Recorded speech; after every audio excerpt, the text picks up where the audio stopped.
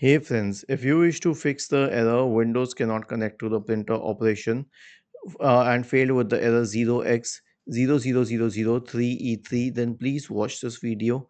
I will guide you through the resolutions. The first solution is to run the printer troubleshooter. Right click on the start button and select settings from the menu. Now go to the system tab on the list on the left hand side. In the right pane, scroll down and click on troubleshoot. Select other troubleshooters and then click on run corresponding to the printer troubleshooter. Okay. Next one is to run the print spooler service. Search for services in the Windows search bar and open services. Now scroll down to the printer service, print spooler service.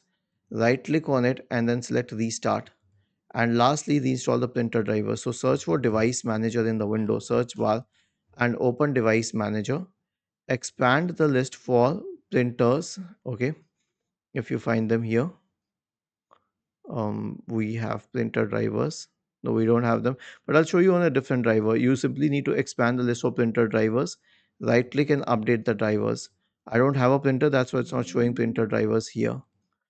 Was this helpful? If yes, then please subscribe to the channel.